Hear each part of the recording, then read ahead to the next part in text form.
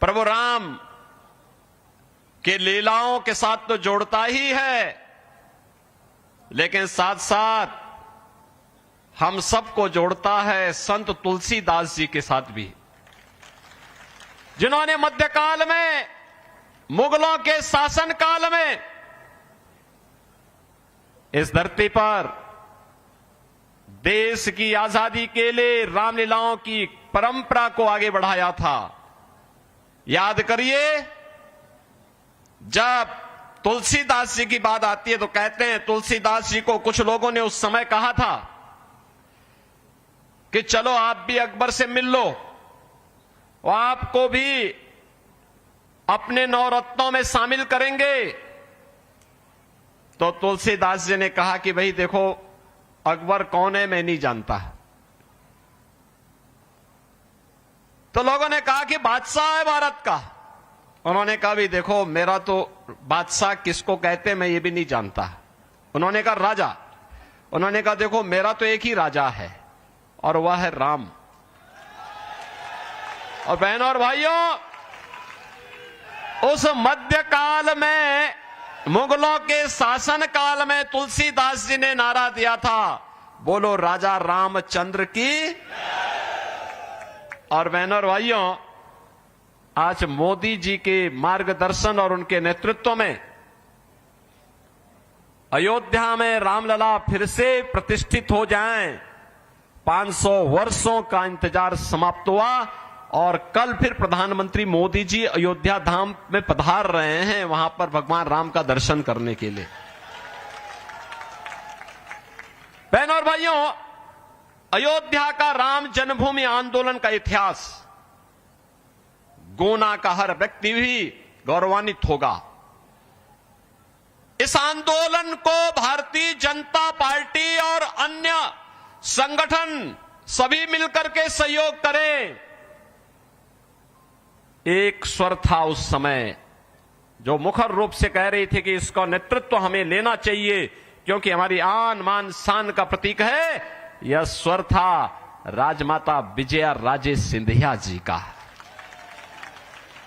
मुझे याद है, राम जन्मभूमि के किसी भी आंदोलन में उन्होंने अपने व्यक्तिगत कार्यक्रमों को छोड़ करके, व्यक्तिगत साधना को छोड़ करके, व्यक्तिगत अन्य कार्यों को एक और करके वे अयोध्या में राम मंदिर की स्थापना होनी चाहिए, राम मंदिर बनना चाहिए।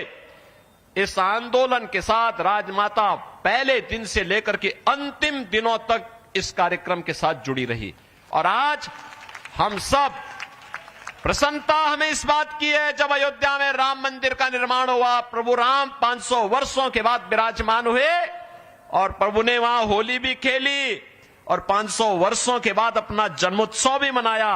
तो सचमुच सचमुच राजमाता आज हमारे बीच में नहीं, लेकिन राजमाता की आत्मा को असीम शांति प्राप्त हुई होगी कि जो हमारा सपना था, वो सपना आज हमारी वर्तमान पीढ़ी साकार कर रही है। उनका अत्यंत सानिध्य प्राप्त होता था। कितना वात्सल्य था उनके मन में, देश के लिए, समाज के लिए, जनता जनार्दन के लिए। सचमुच राजमाता थी। और गुनावासी तो इस बात के लिए सौभाग्यशाली हैं कि 15 वर्षों तक राजमाता आपका नेतृत्व किए देश की संसद में, और 17 वर्षों तक भारतीय राजनीति में शुचिता के प्रतीक के रूप में जिन्होंने विकास को प्राथमिकता देकर के उस कालखंड में, जब साधन नहीं थे, तब भारत के रेल मंत्री के रूप में और जिस भी प्रकार का दायित्व मिला उसमें कार्य का एक स्टैंडर्ड दिया देश को, और उसके माध्यम से भारत की प्रगति का मार्ग कैसे आगे बढ़ना है, ऐसे श्रीमंत माधवराव सिंधिया जी का वैसानिध्य इस क्षेत्र को मिलता रहा। बहनों और भाइयों, आज आप सौभाग्यशाली हैं कि यहां पर श्रीमंत ज्योतिरादित्य सिंधिया जी के लिए, वहां आपका नेतृत्व देने के लिए एक बार फिर से आपके बीच में यहां पर उपस्थित हैं। उनके पास विकास का एक विजन है और उन्होंने भारत सरकार के नागर विमानन मंत्री के रूप में जो प्रगति की, अभूतपूर्व है।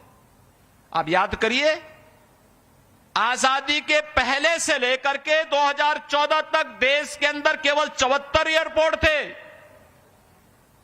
और उन्होंने पिछले 5 वर्ष के अंदर 150 से ऊपर ये संख्या पहुंचा दी, 150 से अधिक एयरपोर्ट। और प्रधानमंत्री जी के सपने को साकार कर दिया कि हवाई चप्पल पहनने वाला भी हवाई जहाज की यात्रा करेगा।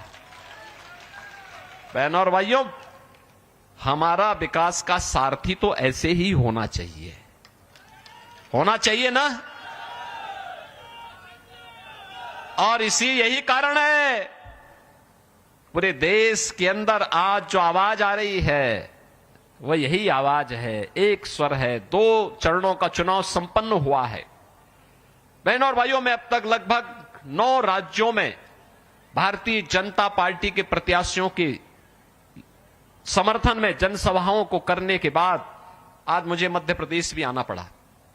गुना में तो मैं इसलिए भी आया हूं, भारतीय जनता पार्टी के प्रत्याशी के साथ साथ सिंधिया परिवार के साथ और उत्तर प्रदेश के विकास के लिए किए गए कार्यों को सिंधिया परिवार के द्वारा, ज्योतिरादित्य सिंधिया जी के द्वारा, राजमाता जी का जो सानिध्य था, इन सब को आगे बढ़ाने के साथ साथ उसके प्रति आपका आह्वान करने के लिए मैं आया हूं कि कैसे विकास के कार्यों को इस परिवार ने राम जन्मभूमि के मूवमेंट को आगे बढ़ाने में अपना योगदान दिया था, और वही आपका आह्वान करने के लिए आया हूं।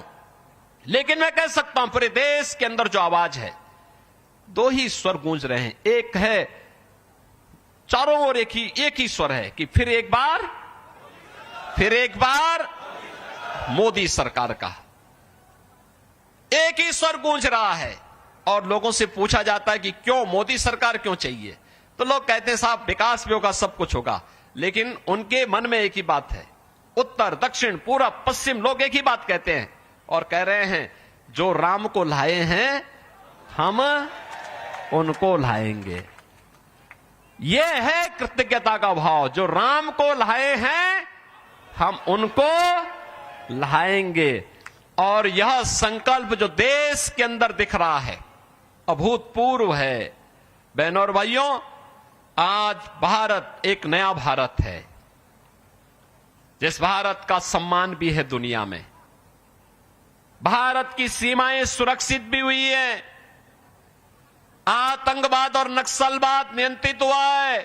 अब तो मैं इस बात को देखता हूं, 2014 के पहले आतंकी विस्फोट हुआ करते थे, नक्सली हिंसा चरम पर थी। आज नक्सलवाद और आतंकवाद को तो नियंत्रित किया ही है।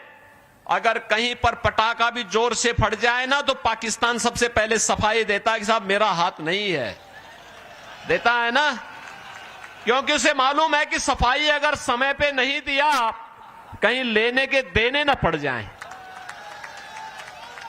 क्योंकि ये नया भारत है, छेड़ता नहीं है, लेकिन अगर कोई छेड़ता है तो फिर छोड़ता भी नहीं है। बहनों और भाइयों, विकास के कार्य किस रूप में, हाईवे, रेलवे, एयरपोर्ट, यानी 10 वर्ष में उतना कार्य हो गया है जितना 75 वर्षों में नहीं हो पाया। लगातार विकास कार्य, IIT, IIM, AIIMS, 1 district 1 medical college, हर घर नल की योजना, ये सब कार्य तो हो ही रहे हैं। लेकिन बहनों और भाइयों, ये भी ध्यान रखिए, पहले लोग भूखों मरते थे, आज 80 करोड़ लोग फ्री में राशन की सुविधा का लाभ प्राप्त कर रहे हैं। पहले स्वास्थ्य सुविधा के अभाव में लोग दम तोड़ते थे क्योंकि पैसा नहीं था, कोई बीमार होता था पूरा घर तबाह हो जाता था। आज 60 करोड़ लोगों को 5 लाख रुपए की आयुष्मान भारत की सुविधा प्राप्त हो रही है। पहले देश के अंदर पैसे में कमीशन खोरी हो जाती थी, और अब तो जनधन अकाउंट खोल दिए मोदी जी ने। पैसा दिल्ली या भोपाल से सीधे आपके अकाउंट में आएगा, बीच में मीडिएटर समाप्त। 50 करोड़ ऐसे गरीबों के जनधन अकाउंट खुल गए। बहनों और भाइयों, ये तो खुले ही 12 करोड़ किसानों को किसान सम्मान निधि मिल गया। 12 करोड़ गरीबों के घर में नारी गरिमा के प्रतीक शौचालय बन गए। 10 करोड़ गरीबों को फ्री में एलपीजी के कनेक्शन भी मिल गए। करोड़ों लोगों को मकान मिल गया। और मोदी जी ने कह रखा है जितने बचे हैं आप भी जाकर के बोल दीजिए कि अगले 5 वर्ष के अंदर उन सबके मकान बनेंगे। अभी से उनके फॉर्म ले लीजिए, मकान बनाने की गारंटी दे दीजिए। बहनों और भाइयों,